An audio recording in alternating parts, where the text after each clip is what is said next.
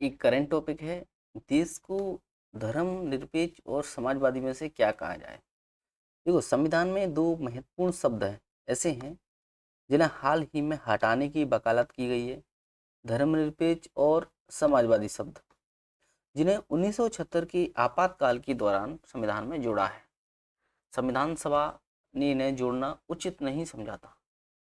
इस पर सर्वोच्च न्यायालय के दृष्टिकोण को देखते हैं। देखो, न्यायालय का मानना है कि दोनों शब्दों की अलग अलग भारतीय संदर्भ है। वे संविधान की भावना को दर्शाते हैं। ये मूल संरचना सिद्धांत का हिस्सा है जो मूल संरचना सिद्धांत का हिस्सा है, बेसिक स्ट्रक्चर का हिस्सा है। सर्वोच्च न्यायालय ने कई बार कहा है कि धर्म निरपेक्षता संविधान के सभी पहलुओं में अभिन्न और अंतर्निहित है।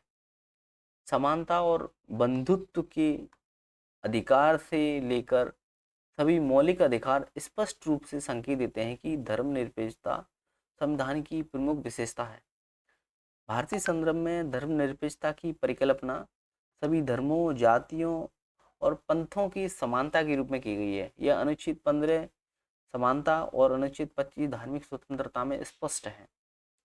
समाजवादी शब्द पर न्यायालय ने माना है कि हमारा संविधान अवसर की समानता और राष्ट्र की संपत्ति के न्याय संगत वितरण का समर्थन करता है। इसका अर्थ है कि संविधान में निश्चित रूप से सामाजिक न्याय को मूल ढांचे के सिद्धांत के हिस्से के रूप में शामिल किया गया, लेकिन समाजवाद को नहीं, क्योंकि समाजवाद उत्पादन के साधनों के स्वामित्व से संबंधित है। वास्तव में अच्छे कल्याणकारी प्रावधानों वाली एक मजबूत पूंजीवादी व्यवस्था ही सामाजिक न्याय की सर्वोत्तम गारंटी है।